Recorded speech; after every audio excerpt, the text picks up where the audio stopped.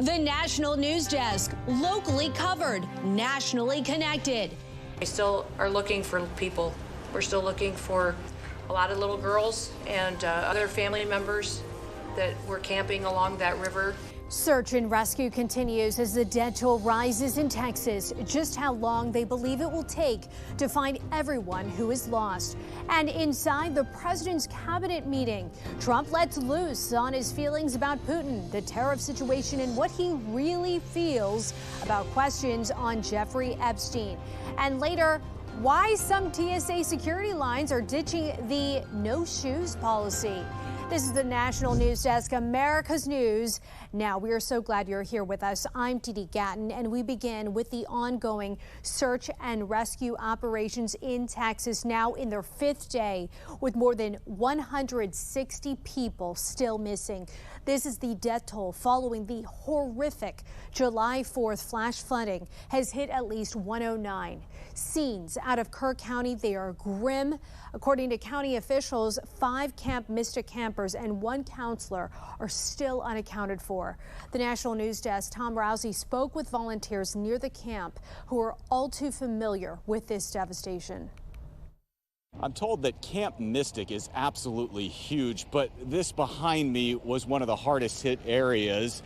This is where the river rose very rapidly the morning of July 4th, and you can see it's a sad scene today. A lot of the girls who were here for what was supposed to be a fun holiday weekend for July 4th, their belongings are out there on the lawn, luggage as well as mattresses they slept on. Fortunately, a lot of the girls and people who were here were able to escape that morning, but sadly, some did not, and some still have not been accounted for. Once you get west of the center of Hunt, Texas, an already devastating scene grows even worse. You find cars flipped over or leaning against a tree. This truck not even close to where the river normally is. A nearby home also destroyed. Me and my dad, we knew we had to do something. Hank Coble came down to help from Dallas after learning his neighbors, Blair and Brook Harbor, were among those who died. I used to play with them all the time. I mean, when I was little, we would go on their trampoline. He came with a large group from Good Shepherd Episcopal School, one of many groups of volunteers trying to help people amid all this disaster and despair. All day Sunday, we loaded up vehicles, spent from about 6 a.m. till 11 at night, loading up trailers, bringing in donations. Although this part of Camp Mystic was one of the hardest hit areas by the flooding, one thing you notice when you come down here to cover this is far from the only spot of devastation. It is just mile after mile of damage along the Guadalupe River. In many cases, not just homes and buildings that were near the river are destroyed, but homes and buildings well away from the river across a major road are also destroyed because the river crested just so unbelievably high. Reporting in Hunt, Texas, I'm Tom Rousey. The Sequoia County Boys and Girls Club outside of Tulsa, Oklahoma, evacuated today due to heavy flooding. All of the children as well as staff, thankfully, are safe. Flood alerts were reported in both Oklahoma and Arkansas today following heavy rains earlier this afternoon. Stay with us as we continue to track the latest developments throughout the night. We'll have coverage for you both on air and online at thenationaldesk.com. Right now, over 43 million people are under a severe thunderstorm watch, and over 53 million are under a flood watch. As you take a look at this map behind me, scattered thunderstorms are expected in the mid-Atlantic region with heavy rain possible in New England. Severe isolated thunderstorms are forecast in parts of the plains into the mid-Mississippi Valley. Over 65 million people are under heat alerts today, meantime, particularly in the east. Triple-digit temps are expected from the interior Northwest to the northern high plains, along with the desert Southwest. President Trump held a cabinet meeting at the White House today. In the open press portion of the meeting, he touched upon a lot of topics, including his frustrations with Russian President Vladimir Putin, as well as his stance on tariffs around the world. The president says he has always been firm about when the final deadlines take place. We get a lot of bullshit thrown at us by Putin, for you want to know the truth. He's very nice all the time, but it turns out to be meaningless. A statement was put out today, and I put it out just to make it clear. It wasn't a change. It was August 1st. We don't change very much. You know, every time we put out a statement, they say he made a change. I didn't make a change. A clarification, maybe. No, August 1st they pay. The topic of disgraced financier and notorious pedophile Jeffrey Epstein was also asked about at the cabinet meeting. President Trump railed against the reporter, saying it was a waste of time to ask, especially with everything else happening nationwide. But Attorney General Pam Bondi volunteered to clarify her position on supposed information about Epstein that some claim is being hidden from the American people. I was asked a question about the client list, and my response was, it's sitting on my desk to be reviewed, meaning the file along with the JFK, MLK files as well. That's what I meant by that. Also, to the tens of thousands of video, they turned out to be child porn downloaded by that disgusting Jeffrey Epstein. Child porn is what they were. Never going to be released, never going to see the light of day. President Trump's plans to downsize the federal workforce can move forward. Today, the Supreme Court overturned orders from lower courts that had temporarily paused the DOJ-driven workforce cuts. It comes as Trump is extending a hiring freeze on federal civilian positions through mid-October. He signed the executive order in January that would have ended next week. The federal workforce has been reduced by tens of thousands of employees since Trump took office. Military and immigration enforcement are exempt from the freeze. This summer, Congress and the VA are taking steps to improve the federal response to the elevated rates of veterans dying by suicide. Our Kayla Gaskins joins us from Washington with more on how they're addressing the mental health treatment of some of America's finest.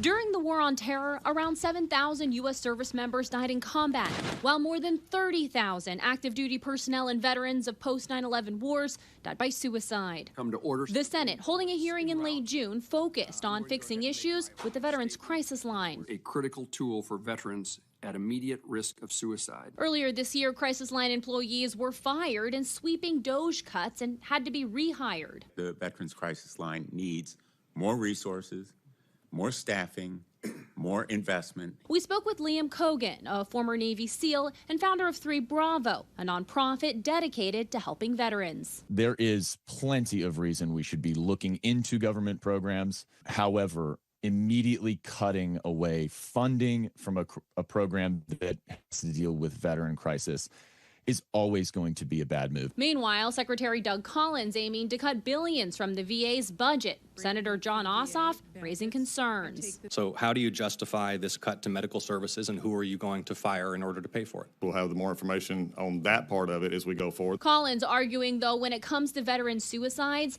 they need more creative solutions than simply more money. We're spending approximately in the budget $588 million for prevention, but yet we're still not seeing anything different. So what I'm looking at is a fresh new approach. Cogan agrees the VA needs a shakeup. I've met some great people in the VA trying to do great things. However, it is bureaucratic, it's administrative, and we need legitimate, focused care. In an effort to do his part and raise awareness and funding for veterans' mental health, Cogan's 3 Bravo is preparing for a grueling 220-mile race this August, carrying a 22-pound rucksack over 20 mountains. It's to spread awareness about the 22 veterans that commit suicide every day. And Diddy, according to Secretary Collins, about half of the veterans who die by suicide are never in contact with the VA after leaving the service. A House subcommittee is planning to meet later this summer to work on another bill aimed specifically at improving outreach. Kayla, what are some of the suggestions to connect with these hard-to-reach veterans? So a big breakdown appears to be an information gap, just veterans being aware of what's out there for them and getting connected to the VA. This information gap is a big reason why Liam Cogan, who I spoke to, started 3 Bravo to get information out there to those who need it most. Cogan believes a real difference can be made through investing in what's called veteran service officers. These people are essentially a bridge to help connect veterans with the VA or other services out there. Quality veteran service officers will, for example, notice when one of their veterans might be experiencing mental health issues and be able to step in. Money raised through that grueling 220-mile race I mentioned earlier will go towards hiring and training quality officers. Didi. Yeah, you can just imagine just being able to connect with the resources, what big of an impact that could have. Live from Washington, D.C., Kayla Gaskins, thank you. California is at odds with the Trump administration over transgender athletes in girls' sports. Education Secretary Linda McMahon just responded to the state's refusal to sign an agreement to comply with Title IX. In an ex-post, McMahon told Governor Gavin Newsom that he'd be hearing from Attorney General Pam Bondi. But trans advocates say they're ready for a fight. This money was already appropriated by Congress, and the president doesn't get to decide whether it gets paid or not. Also poised for the fight is the California Family Council with a new ad campaign featuring the voices of several female athletes. Planned Parenthood will continue to get Medicaid funding for at least another 2 weeks following a temporary injunction from a federal judge. Planned Parenthood sued yesterday to block the freeze enacted by the new budget law President Trump signed July 4th. The provision in question bars some nonprofit clinics that provide abortions from being reimbursed for services unrelated to abortion for 1 year, including routine checkups. Planned Parenthood argued being singled out for that is unconstitutional. The Department of Health and Human Services did not respond to a request for comment. Wisconsin is a step closer to banning conversion therapy for LGBTQ people. Today, the state Supreme Court ruled it was unconstitutional that a Republican-controlled committee blocked a state agency rule banning the practice. The 4-3 decision means conversion therapy can now be banned. It attempts to make LGBTQ people become heterosexual. Now, the Department of Justice's case against Milwaukee County Circuit Judge Hannah Dugan will proceed.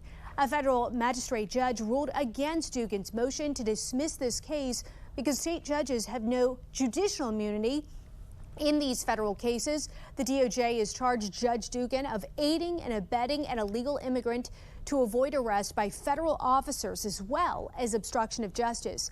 A hearing is set for tomorrow to discuss when the jury will begin.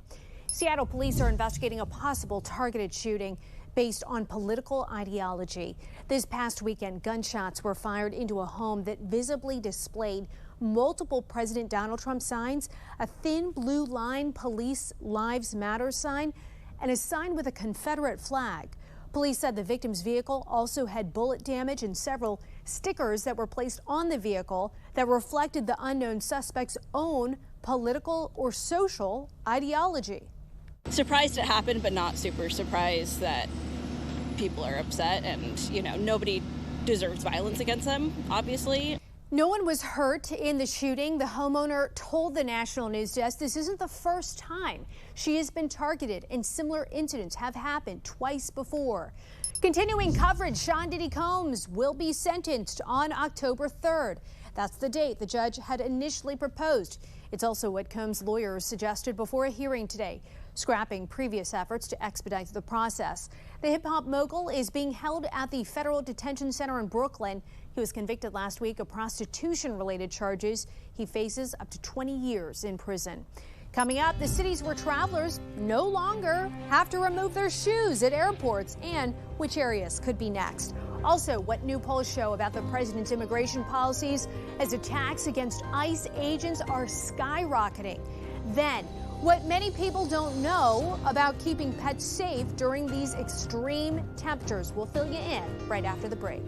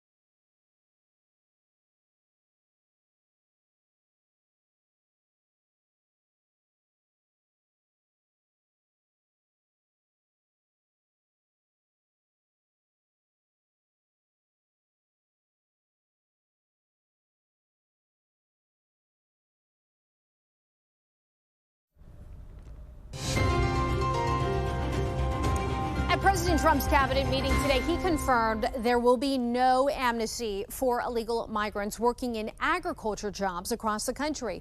Last week, the president talked about possibly creating a program to allow these workers to stay in the country, which was met by opposition by his own support base. Today, he asked Agriculture Secretary Brooke Rollins to set the record straight.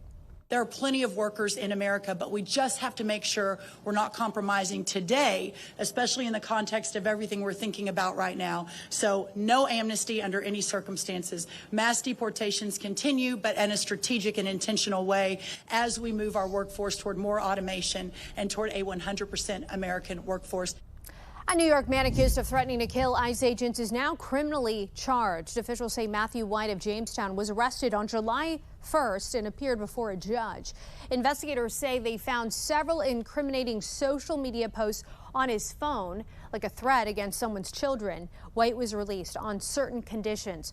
Also, attacks against Border Patrol agents and ICE officers are skyrocketing. The violence playing out across the country. While Trump administration officials blame Democrats, polls show the president losing support on an issue he once dominated. Here's the National News Desk, Christine Frizzell. Bullet holes at a Border Patrol facility in McAllen, Texas. The suspect killed in the act. A detention center in Prairieland, Texas targeted as well. Vehicles vandalized and 10 people arrested and charged with attempted murder of federal officers. It was a planned ambush with the intent to kill ICE corrections officers. Make no mistake, this was not a so-called peaceful protest. The growing list of attacks, both shocking and part of a widening trend of agents tasked with enforcing immigration law targeted, up nearly 700% from this time last year, according to the Department of Homeland Security. We certainly call on Democrats to tone down their rhetoric against ICE and Border Patrol agents who, again, are everyday men and women. The White House pointing to comments like this. Donald Trump's modern-day Gestapo is scooping folks up off the streets. But many of those Democrats say they're reflecting the anger of their constituents, furious at aggressive arrests and worksite raids taking place around the country. On Monday, Los Angeles Mayor Karen Bass confronted officers at a city park. It is outrageous and un-American that we have federal armed vehicles in our parks when nothing is going on in the parks. The issue believed to have propelled Donald Trump to the White House, losing him some support recently. A recent Quinnipiac poll showing 57% of people now disapprove of his handling of immigration, down from 46% in January. Still, law enforcement agencies are sounding alarm bells about the violence, vowing their crackdown on illegal immigrants is just getting started. Both ICE and U.S. Customs and Border Protection have just been given an unprecedented amount of money in the new Big Beautiful Bill passed by Congress. $178 billion for immigration enforcement, which among other things will mean far more agents to make arrests of people and detention facilities to hold them. I'm Christine Frizzell reporting. It is official. TSA will let travelers keep their shoes on while going through security at airports. DHS Secretary Kristi Noem confirming this today. The change appears to be in effect in at least 8 cities so far, according to CBS News. You can take a look spread out across the country here. That includes Baltimore, Fort Lauderdale, Cincinnati, Portland, Philadelphia, Greensboro, North Carolina, possibly Los Angeles and New York City. ABC News reports it'll soon take effect nationwide. Shoe removal has been required since 2006. And developing right now, for a second day in a row, Houthi rebels have attacked a ship on the Red Sea. This time, they hit a Liberian flag cargo vessel, killing 3 Marines and injuring 2 others. Yesterday, the Houthis sunk a ship flying a Greek flag in their first attack since President Trump called a truce with the Houthis in the spring. A young mom who struggled for years with anxiety, depression, and PTSD due to childhood trauma for years says don't give up. Medical reporter Liz Bonus reports. Hey there, everybody. It's been quite a journey, but Nicole Stanforth now wants especially other young women to know that you can recover even after childhood trauma from post-traumatic stress disorder or PTSD. It all started, Nicole says, after multiple years in foster care as a child. And then I was robbed at gunpoint at 19, and I was in a toxic marriage, a toxic job. By the time she reached out for help, wanting to be a healthy mom to her own family. Oh, I was so suicidal I couldn't see straight. It was counselor Brian Manderfield. Hey, Nicole. Here at Ohio's Central Clinic Behavioral Health. Morning. That Nicole says eventually taught her. You can't heal if you're continuing to be hurt. To stop the hurt, she began setting boundaries, and she did it with the help of what's called dialectical behavioral therapy, or DBT. The therapy helps you find specific behaviors to manage intense emotions, develop healthy coping mechanisms, and improve personal relationships. It teaches... When I'm really anxious, how do I regulate myself? How do I calm myself? How do I learn to self-soothe myself? It's real get down in the mud stuff, Nicole says, and it's changed her life and the life of her family. She now has 2 children with special needs, and she's learned to meet their needs by... just learning those things that help me get through the moment, get through the hardest times. We do remind you, if you are struggling, the number 988 will refer you to a support person in your area 24/7. Nicole's still in counseling and says she takes it now one day at a time. With your health news, I'm Liz Bonus reporting. Coming up, the system that's helping officials warn the public sooner about rising floodwaters. Well, this story right after this.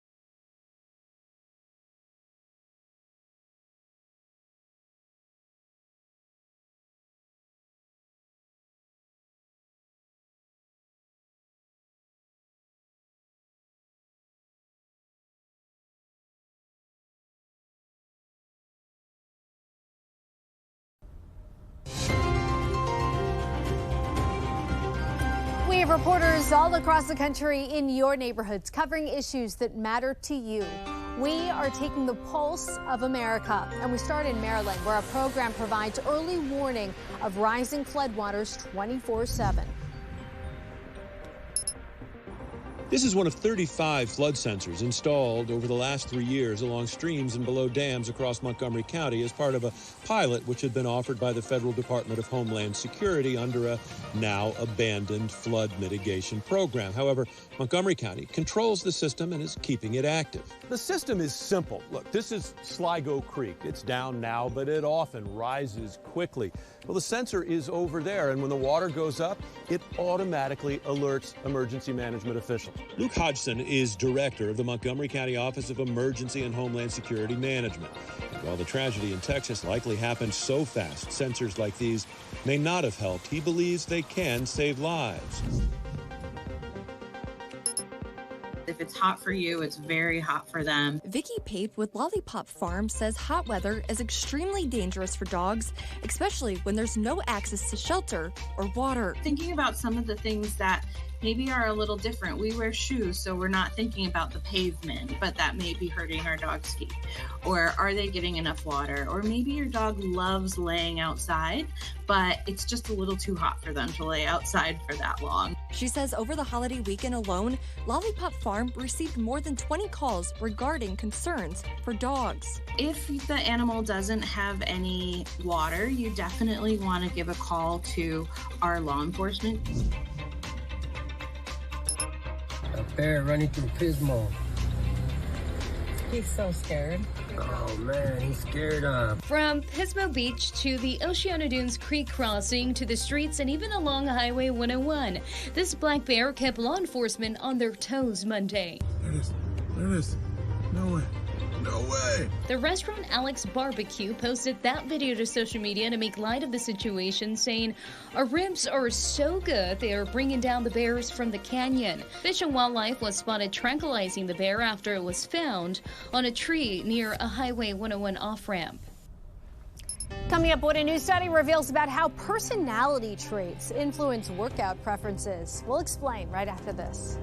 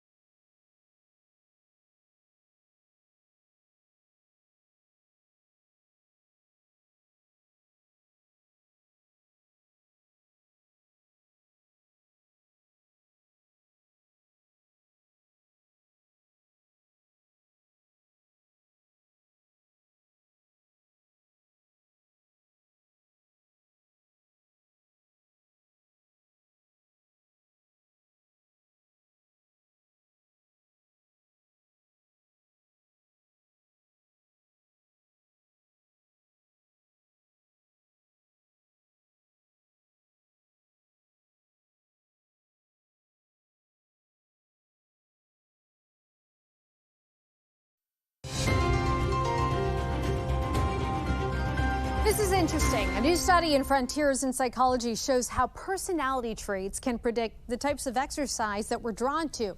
More extroverted participants, they preferred high-intensity workouts with other people. Makes sense. Those with a high neuroticism score, which measures emotional instability, preferred private workouts without crowds. Researchers say tailoring exercise programs to your personality type could maximize the benefits of exercise. And that's going to do it for us for this edition of the National News Desk. We invite you to join us again this evening as we dive into the AI imposter scam targeting high-ranking officials in President Trump's cabinet. I'm Diddy Gatton here in Washington. Thanks for watching. I'll see you tonight at 10.